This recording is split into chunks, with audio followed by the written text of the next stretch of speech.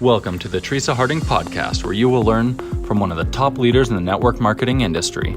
Teresa Harding has grown her team to over millions of people. She's grown online and she's grown offline, and now she's ready to show you the secrets. So get ready to change the way you think. She truly cares about the success of her team and the people that she teaches. So get ready to learn the tips, tricks, and secrets that will allow you to grow a successful business in the 21st century.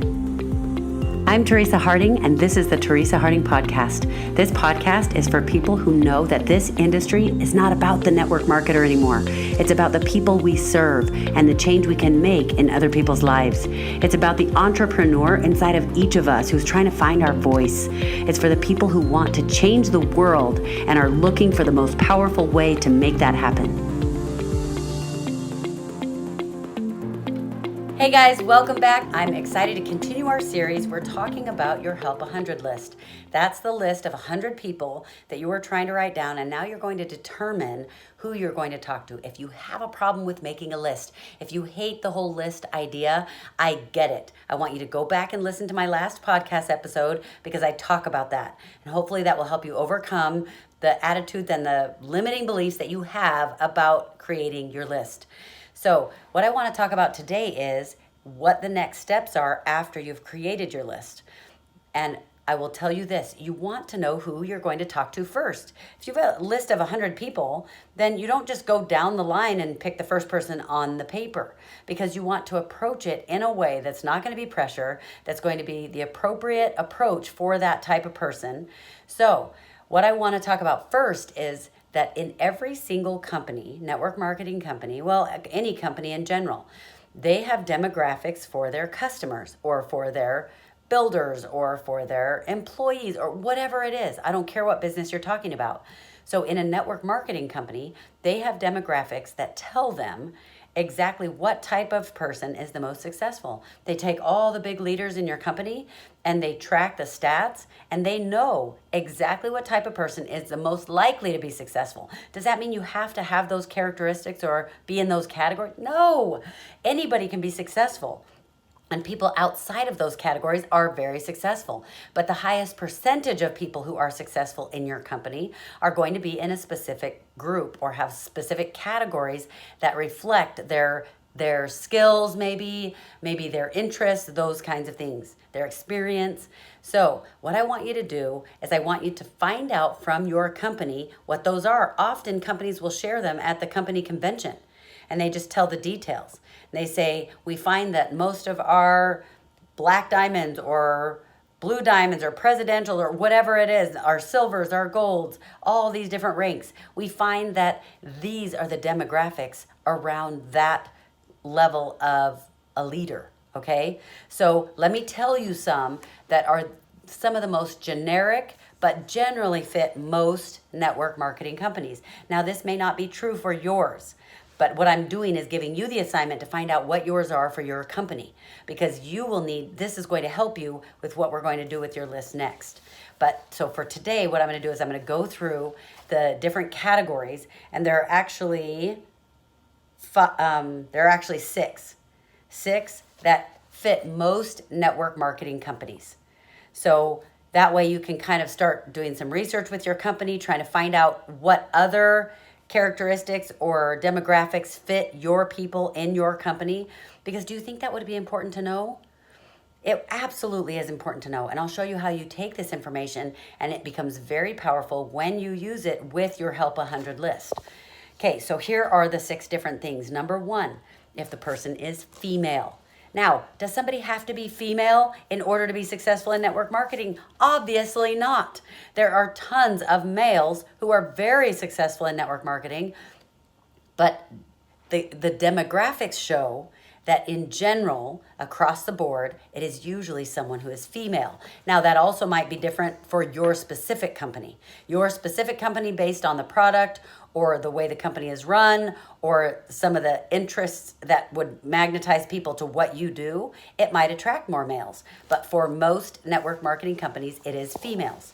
Okay, the second characteristic that is the case for most network marketing companies is that they have a money need. The people who are most likely to be successful are people who have a money need.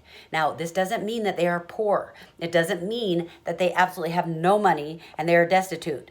It doesn't mean that they can't pay their bills. What it means is they have a money need. It might be that they want to make more money to go on vacation. It might be they want to earn more money so they can buy a second car or upgrade their car. It might be that they want to earn some extra money because they would like to have more in their savings for retirement. It could be that they can't pay their bills. Whatever it is, there is a money need. There's a reason that they would like to make more money. The next thing is that they are between the ages of 35 and 45. Most people who are really successful in network marketing are between the ages of 35 and 45. Now, does that mean if you're not between those ages, you can't be successful? No. I just had someone on my team in their 20s, early 20s, who just hit the highest rank in our company, is extremely successful financially, and doing really well in her business. She's very young. It doesn't matter what age you are. It's just that the highest percentage of people who are really successful are within the 35 to 45 range. I recently, for our convention, we had people walk across the stage who had hit ranks. I just had a woman in her 80s hit a high rank, and she's doing awesome. So it does not matter what age you are, but it's helpful to know what the averages are in your company. Okay, the next demographic that you'd be interested in is that they have done a business before. This doesn't mean they were really successful at the business. It's just somebody who has the entrepreneurial spirit, who is interested in going out there working for themselves. When I was young married, I got 2 dogs and I did dog breeding. We didn't make a ton of money, and really wasn't the intent to make a ton of money, but I wanted some extra money. So I started breeding dogs, and we sold those dogs. We had 2 Pomeranians, and they were the sweetest things. We loved those dogs. Then another time I ran a daycare. I ran a daycare in my house because I wanted to be home raising my own kids, but I wanted to make some extra money. And we made great money with that daycare. And it was really fun. I got to spend time with my kids and play with my kids and give them interaction with outside sources, with other children. And so it was awesome. But somebody who has done business before. Okay? The next thing is they are influential.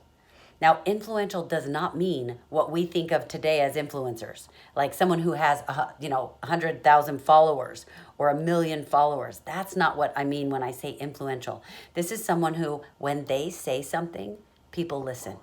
So, for example, if they start a new trend in the neighborhood and they start wearing scarves and nobody was wearing scarves, they start wearing scarves and all of a sudden everyone's going, oh, that is so cool. How did she think of that? And they start wearing scarves.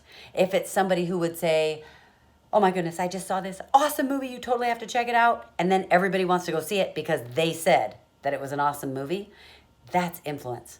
It might be that it might have to do with the way they dress. It might have to do with politics. It might have to do with any number of things. It doesn't matter. But when they speak, people listen. And truly, it can be about things that are maybe seem more shallow, or it could be about deeper topics. It doesn't matter. They are influential.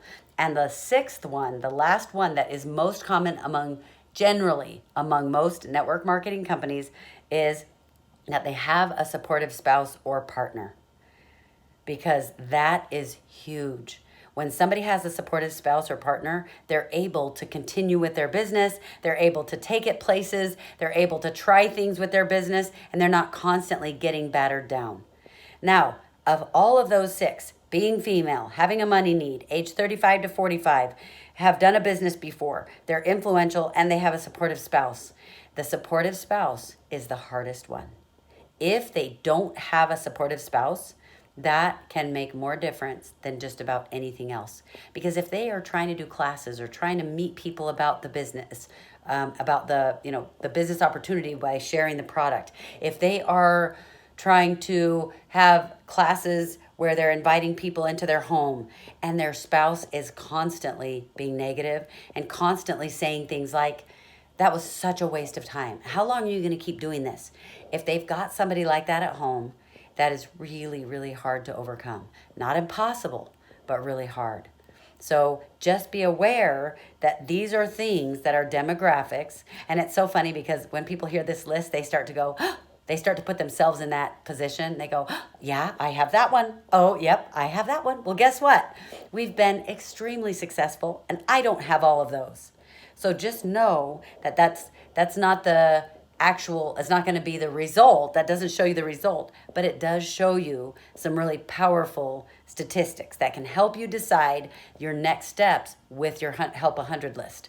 So in our next episode, I'm going to talk to you about the next steps for what you do with this information, because now you know what the demographics are, you know what you're looking for, and you know you've got your Help 100 list, you've written a lot of names down. Now what do you do next? I'm going to help you categorize them and decide who you're going to talk to first. So your assignment right now is to get with your company, find out as much information as you can about the demographics for your company, because your company might be mostly successful males. Your company might be mostly successful people in their 20s. Whatever it is, go find out what those are, because that's going to make a difference in what we do in our next episode. So I'll see you in the next episode. Have a great day, you guys. Bye.